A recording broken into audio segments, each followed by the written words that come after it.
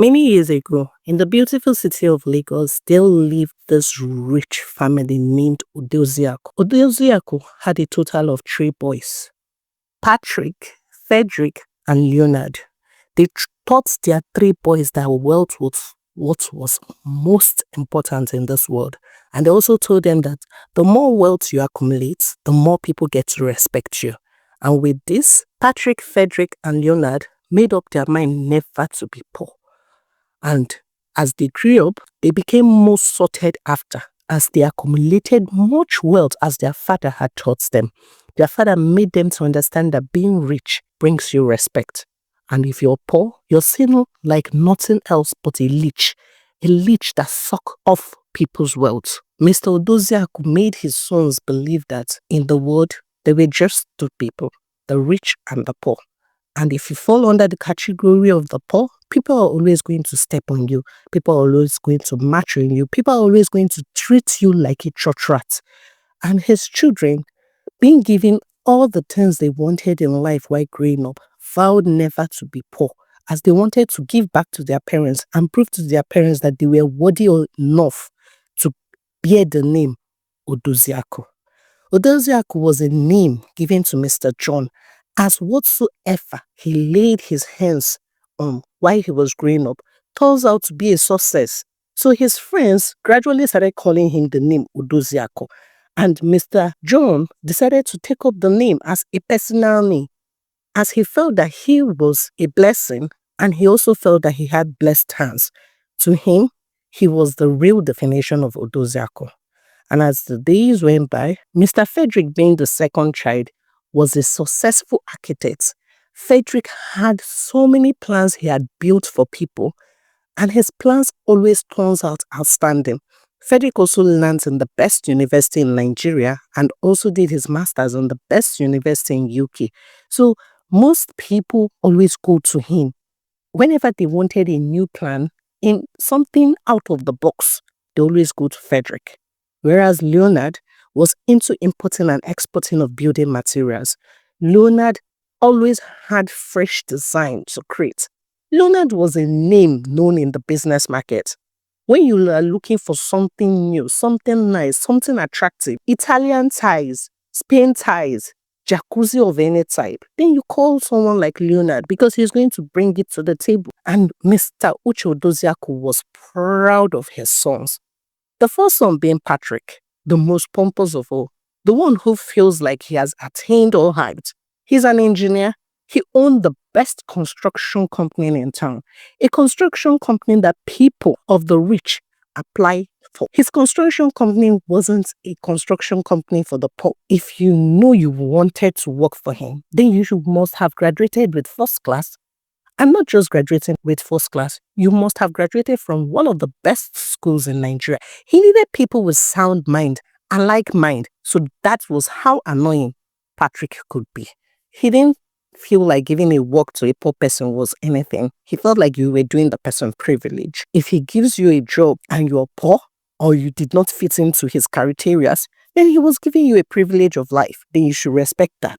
Amongst the worker who worked for Patrick was a very old, happy man named Gabriel. Gabriel had worked for Patrick for a long period of time, starting from when Patrick started developing his company, before he started including those criteria to his rules of application. Gabriel was a dropout from secondary school, but he knew the job, as he had worked with various people even before he started working for Patrick. The only issue Gabriel had with Patrick was the fact that Patrick always looked down on the junior stars because he feels that if you're not educated, you had no right to be promoted to the next level. Even though Gabriel has stayed with Patrick for closely 7 years, Gabriel was treated like the least staff. He was always ignored. His pay was the least of them all. This made Gabriel pained. It made him angry, as there was nothing he could do about it. Whenever he spoke about his pain, about his feeling, about reasons why he should be promoted or reasons why his salary should be increased, he was always going to be asked, which university did you graduate from? Gabriel felt bad, and he always told his daughter Henrietta, in life, make sure you make it. Make sure you make it big so that the rich will not march on you, so that the rich won't trample upon you. because the way I am being treated in my company, if anyone had told me I would have been treated this way, I won't believe. When we started the company with Mr. Patrick, he had promised us a lot of things. Yes, he gets to feed us and do so many others, but my salary has not even increased compared to the people that met me in that company. And whenever I bring it up, he always told me that I've not graduated from the university. Henrietta, my daughter, make sure you make Papa proud. I'm not asking you for your money, but I need you to be rich. I need you to be very rich, more than Patrick, so that he's going to get to understand that I also have a rich daughter. Henrietta will always smile and tell her father, Papa, are you doing it show back? Even if I become rich in life, I am being rich because I want to live comfortable and not because I'm trying to rub it on someone's face. So with this, Henrietta held those words to heart. She vowed in her heart that she was going to be rich, not just because of her father, but because she didn't want to be trampled on like her father. Henrietta, who is a beautiful young curvy lady, had graduated from the University of Engineering. Henrietta was very smart, very outstanding. She had worked for so many companies, and she doesn't last in any company because the moment she had done her job, she leaves. Henrietta was gradually accumulating wealth the way her father had always taught her to do. Henrietta had worked for multinational companies, though her present company was paying her very well, but she had a mind of revenge. She wanted to revenge the pain for her father. She wanted to revenge the pain that Patrick had caused her father all those years. So while Henrietta was currently working for a multinational company which was paying her well, she was able to live in a very luxurious duplex. She was driving her own car. Her parents were living in a well-furnished apartment. Her goal was to get a job in Patrick's company, and not just getting a job, to gradually start buying shares in Patrick's company. When there was an opening in Crescent Engineering firm being Patrick's company, Henrietta quickly applied, neglecting the fact that his pay was less than what she was earning. She really wanted to join the company to teach Patrick a lesson, so he was going to learn to appreciate everybody in his life. With this, Henrietta applied for the job and got the job ASAP. As her resume was outstanding, Patrick was fascinated. As she had worked with dignitaries, with bigger company, bigger shack, he was so quick to employ her. And the moment she resumed job, the way Patrick talked to her was quite different from the way he talked to other staff, because he wanted to give her respect. Henrietta wasn't just a bachelor's holder. She had done various masters, like 3 masters, and she was even pursuing her PhD. So to Patrick, she was one of the best staff, both by hard work and what she had in her paper, her CV. It was quite good to him. As the days went by, with Patrick and Henrietta working hand in hand in the engineering thing, Henrietta could see the way Patrick looked down on his junior staff, the staff who he felt had not really attained the educational level he deemed fit. He always looked down on them, not even withstanding their age or anything. He spoke to them in a very rude and mannerless way. Henrietta was annoyed, so annoyed, and she was looking for a very slim way to get back to him. She told herself it is one step at a time. One step at a time. As the days went by, with the influence of Henrietta, Patrick's company was gradually growing. To Patrick, Henrietta was a blessing, and with this, Patrick wanted to get to know more about Henrietta. He was intrigued and fascinated by her beauty, her educational level. What she brought to the table wasn't just cocoyam. It was much than what he had even expected of her. Whatsoever job Henrietta carried out, it was always excellent. Patrick really wanted to know who this damsel was, who this sent from heaven was. Who is this lady that had just come into his company and is moving tables left, right, center? Patrick told himself that he was going to gradually get close to Henrietta so he could get to know more about her and see if they could even date. As the days went by, Patrick one day overheard the staff saying that day was Henrietta's birthday. Patrick went to the most expensive and luxurious shop and got Henrietta the latest wristwatch in town. And the moment he presented it to Henrietta, unlike what he was expecting, someone who was going to be moved by the present, she just casually said, "Thank you very much," and she placed it in the table. Whereas Another staff gave her as little as chocolates, but she was grateful. She even hugged the staff. Patrick was too upset. He was not someone to be ignored. He looked at Henrietta in a very disgusting way, and he took his leave. Much later, when the work had closed for the day, he summoned her and asked her what happened today. Henrietta looked at him and said, "The wristwatch you got for me is a very nice and expensive one, but I already have one. It's not like I don't appreciate it. Just at that time I was craving chocolate, and that's just it. I love the chocolate. I've looked for that chocolate everywhere, and it happened to be one of my birthday gifts. Was I not supposed to be excited about it?" Patrick looked at her and said, "Is it just the chocolate that made you this excited? If that's the case, I know where I can get it. I can get you one carton." Henrietta looked at him and said, "Please and please, hold it there. You don't have to rub your wealth on everybody. I already know you're rich. There is nothing there to eat. Please and please, thank you for your offer. I already appreciate your wristwatch." Patrick was offended. How dare Henrietta talk to him that way? He, the CEO, because he stood so low to go talk to her. But unlike what Patrick had expected, every day he had the thought of Henrietta in his head. He couldn't just stop thinking about her charisma, the way she packaged herself, the way she walked. Everything about her was unique. It wasn't like the regular girls. She wasn't even moved by his words. That was even something that Patrick couldn't just understand. Other girls threw themselves at him. Henrietta wasn't moved by his words. She wasn't even moved by his name. He really wanted to get Henrietta. So he decided to open up about his feelings for Henrietta. While he was talking, Henrietta was just looking at him, short of words. She didn't even know that Patrick was quite a soft guy. How can Patrick just know her in less than 6 months and he's already talking about feelings?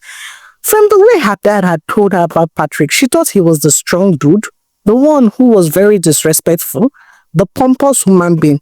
He should have class. How come he's throwing himself all over her within a very short period of time? Henrietta looked at him and said, "You see, forget the way I look. I'm from a very, very poor background. Very poor. In fact, I am very, very poor. I live in the ghettos. And you don't like people from such background." Patrick looked at her and said, "You're lying. That's not true. You can't be from the ghettos." Henrietta said, "Yes, I am. I am from the ghetto. Forget this car you see here. This car doesn't belong to me. I live and breathe in ghetto. So if you know you like me, you have to taste what it feels like to live in the ghetto." Patrick was a bit taken aback. Him, Patrick, stood so low to live in the ghettos. For what now? He can't. Not for any reason. Henrietta told him, "You see, then you don't love me. You're just fascinated with the way I walk. You don't love me, and there is nothing more to it." Then she also told Patrick, "You always insult the poor people here and call them leeches. Do you know what it is to be a leech? Why do you look down on people when you've not even tested or lived a life that they've lived? You don't even know how it is for them.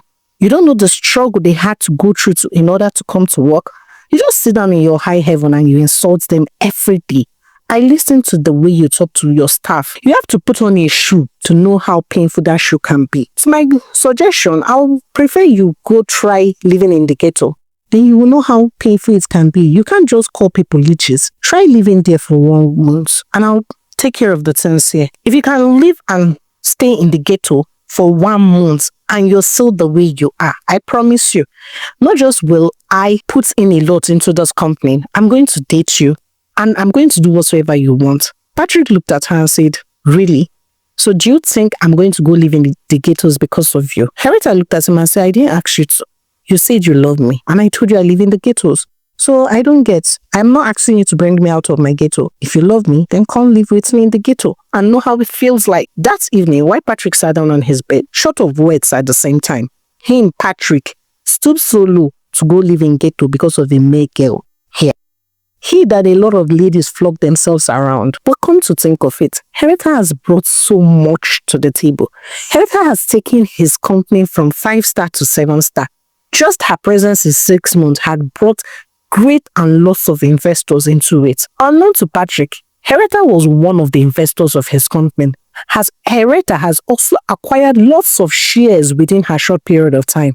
She had a goal and she was not even moved by his presence, not even his charm. Nothing at all. Henrietta was hell-bent on revenging her father, the royal treatment her father had gotten from Patrick, who thought he was king, she was all there to revenge it. While Patrick sat down and thinking about it, he told himself, I can give it a try. I'm not someone to lose in anything, and I hate losing in a bet. Since she had vowed that if I go to the ghetto, she was going to take the company from 50% to 100%, then I'm going to go to the ghetto to live for 1 month. It's just 1 month.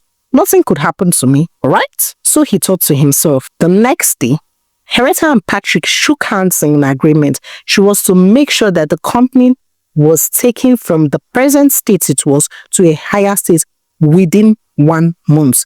Whereas Patrick was to go live in the ghetto and become a leech, like he always called the people, for just 1 month. Whoever succeeded would be the one that won. Henrietta quickly attained her position and started carrying the company along. Like Henrietta expected, things were going on well for her, as not just that she knew people, her father also helped her in ways that he could in order to make the company grow. And she had explained everything to her father, that if she won the bet, she was going to acquire 25% of the shares of the company. Unknown to her father that she had already even acquired 15. This made her father excited, so he was willing to move strings for her. The people who he had worked with while he was in Patrick's company and so many others, he kept on contacting them in order to build the company for Henrietta. Whereas Patrick was moved to the inside and toughest part of Lagos. Surely, Patrick was shocked when he got to his apartment. He couldn't believe there was no light. Water was dripping from the ceiling. Patrick was shocked. He was lost. Henrietta also instructed him not to bring money with him. He was to work in the ghetto and feed himself. If he's able to succeed in 1 month, then they had made a proper agreement. Patrick, who was not someone who wanted to lose a bet, struggled and strived to succeed. It wasn't easy at all.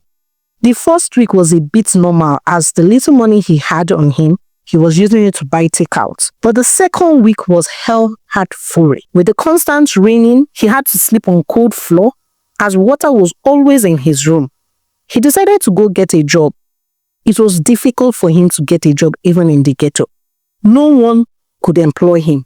Not because he wasn't good enough, but because he was overqualified for the job. People always told him, Oga, you're too qualified. Even if I employ you, how much will I pay you, Kwan? How much, Oga? We cannot even employ you. Patrick was frustrated. He was beginning to test the life of ghetto, the life of the poor, and know how painful it could be. Patrick decided in his heart that he was going to go hawk things, probably sit down in front of his apartment and sell little things. That didn't happen because while he was selling it, the community boys asked if he had paid the levy for it, and he said no, that he never knew that he was supposed to come and meet them and pay a levy. And they scattered everything that he had. Patrick was down. Patrick totally understood what it meant to be poor. Patrick couldn't just survive. One day, he had instructed his PA to please get him something to eat, as he was starving serious. Unknown to him, while he was making the phone call to the PA, Henrietta was close to the PA, and Henrietta quickly instructed the PA not to go anywhere. Instead, she gave the PA a serious task to carry out. Patrick waited and waited and waited, but the PA did not arrive. Patrick was hungry, and he thought the PA was going to come the next day, but that never happened. Instead, Henrietta had come to visit Patrick the next day to know why he was about to break the rule. On getting to Patrick's apartment, Patrick was lying down. He was shaking, terribly sick. He couldn't even move his body. Scared, Henrietta quickly rushed Patrick to the hospital. On getting to the hospital, he was confirmed anemic. Henrietta was really scared because the doctor had confirmed that Patrick wasn't feeding well, and that was why he was sick. He had even lost some blood because he wasn't feeding well. Patrick stayed in the hospital for a total of 1 week, and after he had recovered, Henrietta had entered his room with a bouquet of flower, and she couldn't stop laughing. She kept on laughing, and she told him, now that you've tested being poor, could you survive? You called your PA to come bring food for you, and when I even came to see you, you were on the floor. Now, do you know what it feels like being poor? Do you know the struggle people go through even as they are poor? You think that all poor people are leeches? You think they are ready to suck up to you? You think they are doing it because they like you more? You feel like poor people are always there because you have the money. That's the same for the rich. When you also give a rich man money, he's ready to do more. It's just in human nature to want more. So don't think that poor people are leeches. Patrick was just looking at Henrietta, short of words. He couldn't believe that he'd for once never won a bet. He, Patrick, that has always won all bets right from secondary school, he never believed that Henrietta could beat him on this. Getting to the company first thing on Monday morning, to his greatest surprise, not just that Henrietta has taken the company to a greater level, she had done more than what he had expected. She had made the company stand and stand firm. Patrick was shocked. And he quickly asked Henrietta, who are you and what do you want from me? Because I don't believe that you're just a mere person. Henrietta looked at him and said, I'm just a mere person. There's nothing special, nothing attached to my name. Just give me my own share of what we agreed. You said if I won, you were going to give me 25% shares. That's it. Just give me my 25% shares and I'm fine with that. Patrick looked at her and said, really? I never believed in this world that a lady could win me any bets. Henrietta said, yes, I'm the first and I'm glad I did. Patrick signed off 25% shares to Henrietta. Henrietta was excited about it. She was glad. She was so excited. Not just because of the 25% shares, but she had worked her ass out for that 25% shares. She had done a lot for it. As the days went by, Henrietta gradually understood the life of Patrick. Patrick had grown up in a pompous home, a home that had changed his mindset about life, a home that made him feel like poor people were not valued on earth. And she tried to make him understand that everybody was important. She totally understood that his environment had affected the way he thought about life, but he should try to grow up. He doesn't have to make his environment determine who he is. And one thing Patrick should get to understand is that these poor people are the people who are ready to work their ass out to make sure you are happy. And with this, Patrick vowed to value each and every member of his staff. So those staff who he had not promoted, he gave them their due promotion and even paid them for the inconveniences he had caused. The staffs were excited. They were happy that Henrietta had come into the company. They're so glad that Henrietta had come into the company. They sang her praises everywhere. They even started shipping both of them. When people see Henrietta, they will always tease and say, that's our boss's wife. Henrietta will blush. Gradually, she started developing feelings for Patrick. Not because of Patrick was rich, but Patrick was someone who had learned his lesson and was ready to work on himself. Patrick, who used to be the pompous guy, was even willing to eat in the company's cafeteria. He was willing to associate with his staff. And even when he saw someone injured, he showed genuine concern. He didn't neglect them because they didn't fit his criteria. Patrick became a changed person. And as time went on, Patrick and Henrietta officially started dating. Officially. They were hanging out. They could be found in every part of Lagos, living their best life. But one thing Henrietta was sure for is that her parents might not accept Patrick, being that Patrick was the reason her father worked till old age because he needed to make ends meet. So one day, Henrietta looked at him and said, you know my dad is not going to accept you. Patrick said, why? Why? Does your dad know me? And Henrietta came clean and told him, my father worked for you while I was growing up. I think I was about entering the university then. My father worked for you. And you didn't treat him nice. You maltreated him. You did not even pay him his severance pay. You just left him that way. When he even dropped his resignation letter, he was not even treated like anybody because he had not gone to school. So that was why I vowed to pay you back for everything. I was even shocked you agreed to our bets, but I knew you were someone that didn't like to lose a bet. But I was really shocked that you agreed to the bets. Patrick looked at Henrietta and said, I'm deeply sorry. I'm sorry for the way I had treated your father. And I would like to see him to apologize sincerely. After the dinner that day, Henrietta had taken Patrick to go see her father. And when they got to the house, the moment he opened the door, even before her father could say anything, Patrick went down on his knees and pleaded with him for his forgiveness. He could see the sincerity in Patrick, and he told him, "You can stand up, you can stand up." And he quickly asked Hereta, "What happened? Why is he here apologizing to me? What went on?" Hereta explained everything to her dad, and Patrick also went further to explain the fact that Hereta had changed him and had made him see that in life everyone was important. He was so excited that Patrick had come to visit him, as truly he had forgiven him now. Patrick and Hereta got married and lived happily ever after, with Patrick trying to encourage his brothers to look at life from a different aspect. He tried to encourage his brothers that yes, they are poor and they are rich, but the poor people are as important as the rich people. And when you even have a loyal staff, you should treat the person very, very well. Thank you very much for listening to the story of the day. We still remain your favorite storyteller, Zika. Please do not forget to support your homegirl by liking, subscribing, turning on the notification bell to get more interesting stories like this. But before I leave you for the day, I would like to ask you, what have you learned from the story? Please share your thoughts in the comment section till we meet again in our next. Bye for now.